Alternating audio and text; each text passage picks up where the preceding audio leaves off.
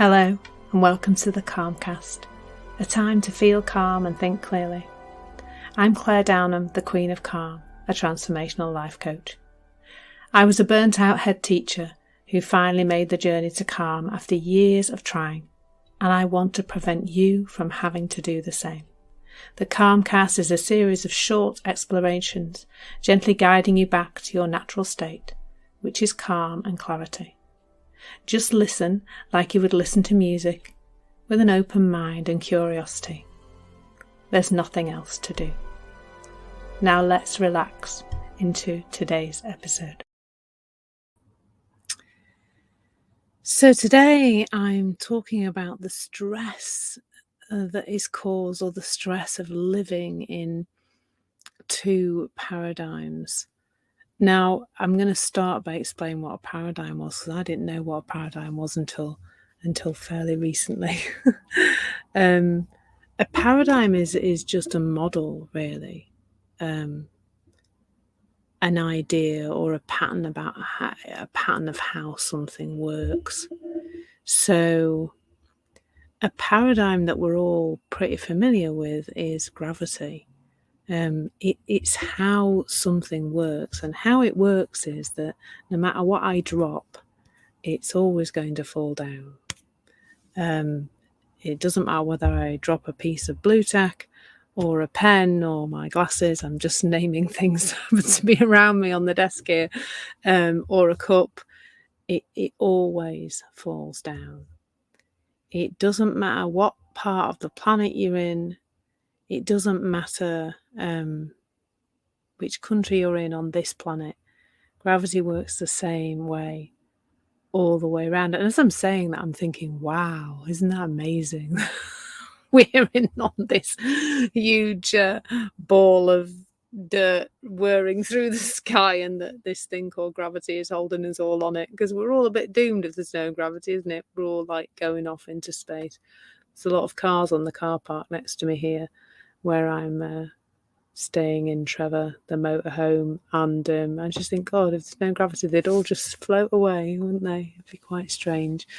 And we as human beings, if we keep talking about gravity for a while, because I think it's helpful in terms of understanding the next part that I'm going to share. There's a process we go through, which you may or may not be aware of, when we're learning about gravity, and learning that it is a paradigm, i.e. it's a thing that works all the time. There's a thing there around the fact that gravity doesn't work differently. It's all the time. There are not two paradigms around what happens to an object when you let it go on this planet. It falls down because gravity. There's not a different model, because if it was different in different parts of the world, I think we'd all be a bit confused. But when we're learning about gravity, that happens unconsciously when we're very, very small. And interestingly, I was at the train station. I was on the way into Leeds to go to Pride a few weeks ago. I don't know how long ago it was. Actually, I've been away in this van such a long time. I don't know what week or day of the week I'm on. We were sitting on a bench waiting to get on the train, and there was a little baby who had a rainbow flag ready for Pride, and she kept dropping it on the floor over and over and over again. And Mum was really apologetic and said, "Oh, I'm really sorry. She keeps doing this. She keeps dropping things." And I was picking it up, and she was laughing. And it went on like, they say kids have got a short attention span. This baby did not have a short attention span for exploring gravity. And, then I think at one point she got a different object from Mum, because Mum had decided the flag had been on the floor and into her mouth too many times. So she gave her a different, cleaner object, and then she did the same again. And I said, oh, it's because she doesn't know that the flag and this other object, I can't remember what it was, are going to behave in exactly the same way. She's going to keep doing it because she doesn't know yet that when she lets go of something, it always falls down. She doesn't know it's a fact yet. She's not picked that up. It's not become part of her way of interacting with life on a kind of intuitive level, on a deep embodied level. At the moment, when she's just I think she looked about 1, she's just not got that yet. Now, by the time that little girl reaches sort of school age, she'll have sussed it out. She'll have done enough dropping of things to realise that things fall. And then that's when you can get rid of all that horrible plastic crockery and cutlery that you have. It's not really crockery, is it? But, the plastic plates and cups and things that you have when your children are little, you can then get rid of all of those and go back to proper crockery and glasses and stuff, because your children have learnt that things always fall down. And then they've got into deeply understanding that to the level where they would never, they always, now sometimes they'll miss slightly, like we all sometimes drop something, but most of the time they'll put that cup on the table safely. They'll put it down gently. They won't drop things onto tables or onto the floor, because they'll just know. Now that child, now you may have those sciencey conversations with your children and they may understand the word gravity, but most of them won't. Most of them will just have this deep embodied understanding of the fact that things fall down in this world that we live in. I said in this country then, but no, all the time. But imagine if you didn't quite get that. Let's say you were an alien who came down onto this planet from a planet where there was no gravity, or there wasn't consistent gravity or something, and you kind of thought that gravity worked in kitchens but didn't work in bathrooms, or it works in bedrooms and not in living rooms or whatever. Life would just be really chaotic, wouldn't it? Because you'd be breaking things and dropping things, and you'd be very confused, you'd be very stressed, because you'd have a lot to think about and you'd have a lot to do. A lot of cleaning up to do, and a lot of trying to create, ways of making money to get new things, because you're breaking things all the time. A lot of you might start padding out your house to stop yourself breaking things in the rooms where you'd forgotten that gravity was there.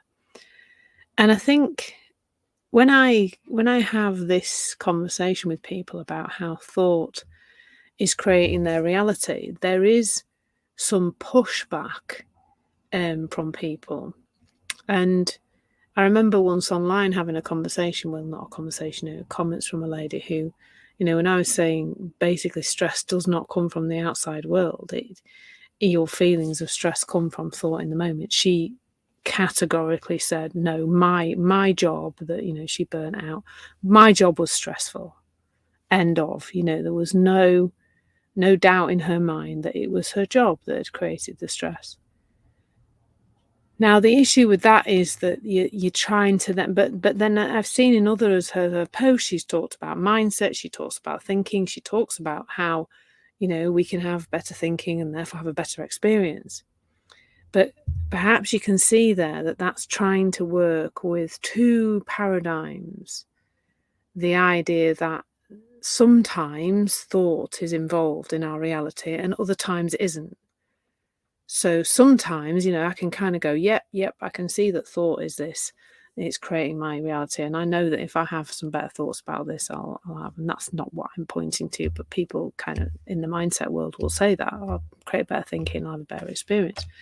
But then other times, no, there are some things that are fundamentally giving us feelings from the outside world. And that's almost worse than living completely in the outside in. If we think that the outside world creates our feelings, then we can just live our life from this place of the outside world creates my feelings, and we will proceed through life. It'll be hard work because we'll be doing a lot of stuff, but at least we can know what we're doing. Whereas, or, like me, you can start to look in the direction of even if you can't see it yet, but in this place of knowing that everything is thought created, knowing that there is an opportunity for you to see that everything is thought created at some point, and looking with curiosity in that direction, then you will just see more and more, and you will have those experiences of discomfort and stress and overwhelm and feeling stuck, of those things falling away, because you're just continually open to see that your experience is inside out, and it always is 100% of the time. If you're living in the two, if you kind of, oh yeah, some things are definitely created by thought, but other things aren't, then you're kind of in this place of confusion, really, and stress as a result. Because imagine that. Imagine not knowing,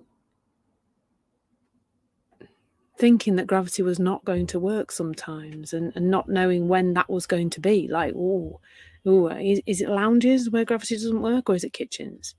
Because if it's kitchens, that'll be really messy, because there's always lots of pots and stuff in kitchen.